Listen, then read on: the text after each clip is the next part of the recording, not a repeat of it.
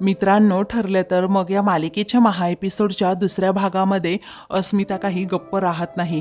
महिपत शिखरेला आता ती खूप बोलत असते. म्हणते या अक्कलशून्य महिपत शिखरेने आयुष्यात कधीतरी चांगलं काम केलं आहे. आणि तुला सांगू का, त्या महिपत शिखरेला खरं तर काही कळतच नाही.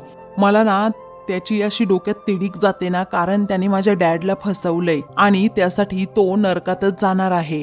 आता इकडे प्रिया खूपच घाबरते. तर नागराज, महिपत आणि साक्षी हे तिघेही आता अस्मिताचं बोलणं ऐकून भयंकर चिडलेले असतात. तर प्रियाचीच यामध्ये आता कोंडी झालेली असते.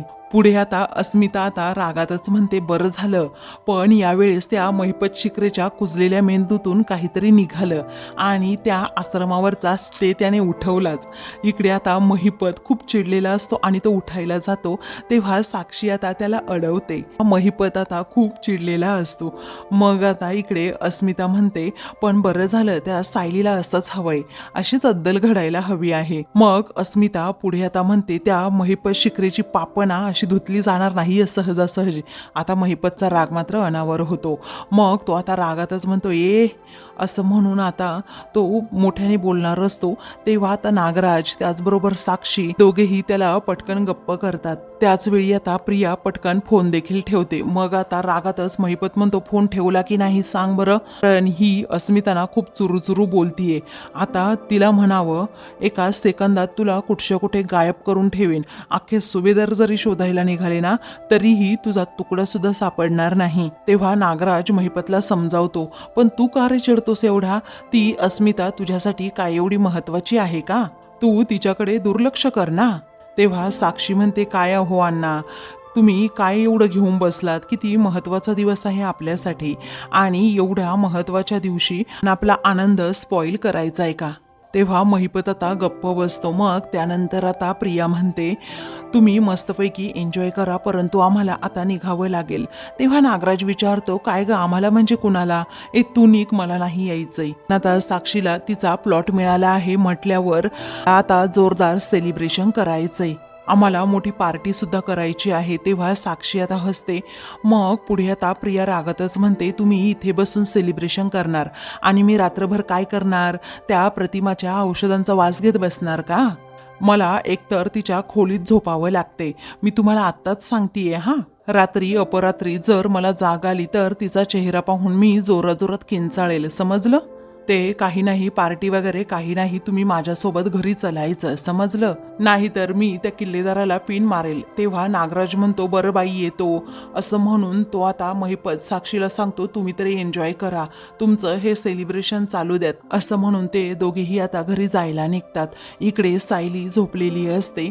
तेव्हा अर्जुन आता उठतो आणि लगेच काळ्या कलरचं टी शर्ट घालतो आणि हातात मास्क घेतो. पण सायली आता झोपलेली असल्यामुळे तिला काही समजत नाही अर्जुन नक्की कुठे बाहेर चालला आहे. अर्जुन आता मास्क घेऊन लगेच बाहेर निघतो. तेव्हा चैतन्य बाहेरच उभा असतो. तो म्हणतो, काय रे अर्जुन, किती वेळ झालाय, तू मला बाहेरचं इथे थांबवून ठेवलंय, तू म्हणाला की मी लगेच येतो आणि एवढा वेळ लावला? तेव्हा अर्जुन म्हणतो, काय करू अरे, मला कळतच नव्हतं, कारण मिसेस सायली खूप रडत होत्या, अगोदर त्यांना झोपवलं आणि मग पुढच्या तयारीला लागलो. तेव्हा चैतन्य म्हणतो, पण जायचं कुठे? मला म्हणाला अगोदर बाई गाडीत जायला नको, त्याचबरोबर नंतर म्हणाला काळ्या कलरचीच कपडे घाल आणि आता हे मास्क वगैरे. अर्जुन म्हणतो, तू चल, तर तुला एक सांगायचंय, चल. तेव्हा कोणत्या थीम पार्टीला जायचंय का आपल्याला, असं चैतन्य विचारतो. तेव्हा असं समज आणि मास्क घाल आणि मागे गाडीवर बस, असं म्हणून अर्जुन आता त्याला मास्क घालायला सांगतो आणि त्याचबरोबर स्वतः गाडी चालवत आता ते दोघेही कुठेतरी जातात. ते सायली मात्र अजूनही गाढ झोपलेली असते. तिला थांगपत्ता देखील अर्जुनने लागून दिलेला नसतो की मी कुठे निघालोय. तर दुसरीकडे आता महिपत हा फोनवर बोलत असतो आणि मग त्यानंतर फोन ठेवतो. तेव्हा तेथे आता त्याची माणसं येतात. ते आता तिथे दारू घेऊन आलेले असतात. तेव्हा महिपत म्हणतो, छान काम केलं हा पठ्ठ्यांनो, पण आता तुम्ही सुद्धा आमच्या पार्टीमध्ये सहभागी व्हायचं. आणि अजून एक गोष्ट, ते चणे शेंगदाणे वगैरे आणलं की नाही? मग आता ते दोघेही म्हणतात हो आणलं आहे सगळं. मग आमचं पार्टी झाल्यानंतर आम्हाला छान जेवायला पाहिजे हा, एकदम चमचमीत, आणि भाकरी तर पाहिजेच पाहिजे, असं आता महिपत त्या दोघांना सांगतो. ते दोघेही आता हो असं म्हणून तेथून जायला निघतात. इकडे आता महिपत हा लगेच जजला फोन करतो आणि फोन केल्यानंतर म्हणतो की अहो जज साहेब या ना, आम्ही तर रेडीच आहोत. कधी एकदा तुम्ही पाय ठेवताय आणि आपली पार्टी सुरू होती असं होतंय. मग तेवढ्यातच साक्षी आता तेथे येते. तेथे आल्यानंतर अण्णांना थँक्यू अण्णा असं म्हणून मिठी मारते. त्यावेळी तो म्हणतो काय झाले काय अगं, बापावर खूपच प्रेम उतू चाललंय.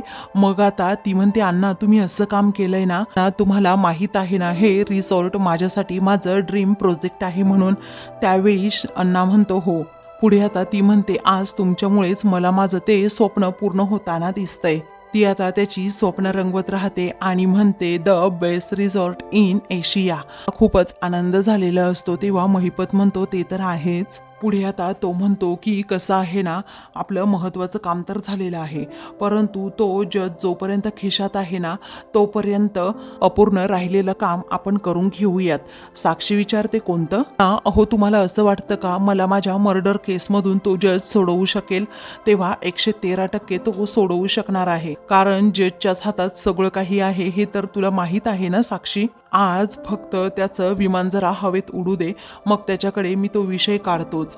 त्यावेळी साक्षी म्हणते मग त्या मधुकर पाटलाला फाशीची शिक्षा कशी होईल ना ते सुद्धा पहा अण्णा. अहो अण्णा ही आश्रम केस जशी आपल्या आयुष्यातून निघून जाते ना, तीच ती मर्डर केस सुद्धा आपल्या हातून निघून जायला हवी. त्यावेळी आता महिपत म्हणतो की मी तेच सांगणार आहे बेटा, तू अजिबात काळजी करू नकोस. ते दोघेही आता त्याबद्दलच डिस्कस करत असतात. तर आता दुसरीकडे प्रिया ही रूममध्ये येते. प्रतिमा छानपैकी तिथे गाढ झोपलेली असते. मग आता मनात प्रिया विचार करते की काय कटकट आहे नाही, डोक्याला कळतच नाही. तो नागराज या वयात सुद्धा पार्ट्या करत बसलाय आणि माझ्या थिएटरमध्ये इथे प्रतिमा नावाची हॉरर फिल्म लागलीये, हिला छळायला काहीतरी शोधलंच पाहिजे असं म्हणून तिच्या डोक्यात एक प्लॅन येतो आणि ती जोरातच दारात आपटते. तेव्हा प्रतिमा आता दाराचा आवाज ऐकून पटकन उठते आणि म्हणते आई सॉरी हा, तू झोप झोप. त्यानंतर आता ती काहीतरी मोबाईलवर पाहत असते आणि जोराजोरात हसत असते. तेव्हा प्रतिमाला आता सारखा डिस्टर्ब होत असतो. तेव्हा ती आता म्हणते तन्वी जरा आवाज कमी करतेस का? मग आता प्रिया अजिबात तिचं बोलणं ऐकतच नाही. तेव्हा आता प्रतिमा उठून बसते आणि म्हणते तन्वी अगं प्लीज आवाज जरा कमी करतेस का बेटा? तरीही प्रिया आता ऐकतच नसते. ती तिच्याच आपली धुंदीत असते, कारण तिने आता मनातून ठरवलेलं असतं काहीही झालं तरी प्रतिमाला त्रास द्यायचाच. तेव्हा आता प्रतिमाला ते सहन होत नाही म्हणून प्रतिमा आता तिच्या जवळ जाते आणि लगेच तिचा तो फोन काढून घेते. प्रियाला आता धक्काच बसतो. ती विचारते आई अगं माझा फोन तू का काढून घेतलास? प्रतिमा म्हणते अगं मी तुला सांगत होते जरा आवाज कमी कर, तू ऐकलंच नाहीस. तेव्हा आता प्रिया म्हणते अगं सॉरी हा आई, मी ऐकलं नाही खरंच, मी असं मुद्दाम नाही केलं अगं. अगं या आवाजातनं मला तुझा आवाजच ऐकू आला नाही. सॉरी हा आई, अगं तू झोप असं म्हणून तिला ती झोपायला सांगते. तेव्हा आता प्रतिमा झोपल्यानंतर प्रिया पुन्हा म्हणते आई गुड नाईट. मग आता प्रतिमा तिला इशारा करून गुड नाईट म्हणते. तुझी प्रत्येक रात्र मी तुला अशीच छळणार आहे, म्हणजे तू मला स्वतःहून म्हणशील की तुझ्या रूममध्ये झोपायला जा असं प्रिया आता म्हणते. त्याच वेळी रागातच प्रतिमाकडे पाहते. इकडे अर्जुन आणि चैतन्य हे दोघेही आता सिक्रेट मिशनवर असतात. मग अर्जुन जरा बाजूलाच गाडी उभी करतो. चैतन्य त्याला विचारतो अरे इथे का गाडी उभी केली आणि ते काय करायचंय आपल्याला? मग आता आपल्याला जरा इकडेच गाडी उभी करावी लागेल असं आता अर्जुन चैतन्याला म्हणतो. तेव्हा चैतन्य म्हणतो अरे मला काहीतरी आयडिया देशील का, आपण कुठे चाललोय नक्की काय करतोय? त्यावेळी आता तू चल फक्त माझ्याबरोबर अर्जुन म्हणतो. दुसरीकडे आता महिपत, साक्षी आणि जजची पार्टीच सुरू असते. त्याचवेळी चिअर्स असं म्हणून आता सर्वजण एकमेकांना चिअर्स करतात. महिपत आता म्हणतो खूप खूप अभिनंदन हा जज साहेब. तेव्हा जज म्हणतो की माझं कशाबद्दल अभिनंदन, तुमचा प्लॉट मोकळा होतोय, उलट तुमचंच अभिनंदन. तेव्हा तुमचं रिसॉर्ट आता होणार आहे ना, असं जेव्हा जज म्हणतो त्याच वेळी महिपत आता त्याला ऑफर देतो की त्याच रिसॉर्टमध्ये आम्ही कायमची तुम्हाला सूट देणार आहोत आणि जेणेकरून तुमचा बँक बॅलन्स सुद्धा वाढेल. तर जज म्हणतो तुम्ही आता जो मला फ्लॅट देणार आहात ना त्याबद्दलही माझं अभिनंदन करा. महिपत साक्षी एकमेकांकडे पाहतच राहतात. तेव्हा जज आता आश्चर्याने विचारतो देणार आहात ना नक्की फ्लॅट? त्यावेळी ऑफकोर्स जज साहेब असं साक्षी हसतच म्हणते, कारण आम्ही फक्त प्रॉमिसेस करत नाही तर ती पाळतो सुद्धा. तुमच्या फ्लॅटच्या कीज लवकरच तुमच्या हातात असतील. तेव्हा साक्षीचं हे बोलणं ऐकून आता जज प्रचंड खुश होऊन जातो. तेव्हा पुढे आता महिपत म्हणतो तुम्ही आमची अशीच कामं करत राहा जज साहेब, म्हणजे त्या फ्लॅटच्या पार्किंगमध्ये उभी राहायला गाडीसुद्धा लवकरच तेथे येईल. तेव्हा महिपतच्या या बोलण्याने जज अजूनच हुरळून जातो. दुसरीकडे अर्जुन आणि चैतन्य हे दोघेही आता साक्षीच्या घराजवळ आलेले असतात. चैतन्य म्हणतो हे काय अरे, तू साक्षीच्या घराजवळ आणलंस मला? मग आता अर्जुन म्हणतो मास्क लावा अगोदर व्यवस्थित आणि तो खाली कर. तेव्हा आता चैतन्य लगेच तो मास्क आपला व्यवस्थित तोंडाला कव्हर करून घेतो. इकडे अर्जुन आणि चैतन्य हे दोघेही लगेच आतमध्ये उडी टाकतात आणि त्या खिडकीजवळ येऊन उभे राहतात. तर आता महिपत हा जजला जबरदस्तीने हा दारू पाजत असतो. मग आता जज म्हणतो नको मला एवढी नाही सहन होणार. तेव्हा महिपत म्हणतो माझ्याकडे आला आहात ना सगळं काही व्यवस्थित होईल. तेव्हा अर्जुन हळूच पडदा आता बाजूला करतो. त्यामुळे आता त्याला आतमध्ये नक्की काय प्रकार चाललाय, नक्की या तिघांची पार्टी चालली हे सगळं काही दिसतं. मग आता चैतन्य देखील हळूच पाहतो. तर आता त्याला समजतं अर्जुनने इकडे नक्की कशासाठी आपल्याला आणले. तेव्हा आता त्याला जज समोर पार्टी करताना महिपत बरोबर दिसतो आणि त्याला तर धक्काच बसतो. मग आता तो म्हणतो हा जज इथे काय करतोय अर्जुन? तेव्हा अर्जुन म्हणतो की हे चालले करप्शन. अरे तुला माहीत आहे का, हे अगोदरच मला सगळं माहीत होतं परंतु मी तेथे काही बोललो नाही. मला माहीत आहे. तुला काय वाटतं अरे चैतन्य, या आश्रमावरचा स्टे असाच उठला असेल का? नाही, या महिपतने करप्शन केलं, जजला विकत घेतलं आणि त्यांच्या मनासारखा निर्णय दिलाय. आता हा महिपत शिखरे आणि जज यांचं सत्य मी जगासमोर कसं आणतो ना ते बघस तू, असं म्हणून ते आता खाली वाकून चाललेले असतात. त्यानंतर अर्जुन आता म्हणतो बघ मी या दोघांचं सत्य कसं जगासमोर आणतो, असं म्हणून आता तो लगेच मोबाईलमधील तो व्हिडिओ ऑन करतो. तर आता पुढे जजला पूर्णपणे चढलेली असते. तेव्हा तो म्हणतो महिपत साहेब, अहो या आश्रमावरचा स्टे उठवणं एवढं सोपं नव्हतं, परंतु तुम्ही आमदार साहेबांबरोबरच चक्क सेटिंग लावलीत. अहो आमदार साहेबांनी फोन केला म्हणूनच तुमच्या फायद्याचा निर्णय मला द्यावा लागला. तेव्हा हे सगळं अर्जुन आता शूट करून घेत असतो. तर चैतन्याला आता मोठा धक्काच बसतो की बापरे, या महिपतने कुणाकुणाला सेटिंग लावली हे कळतच नाही.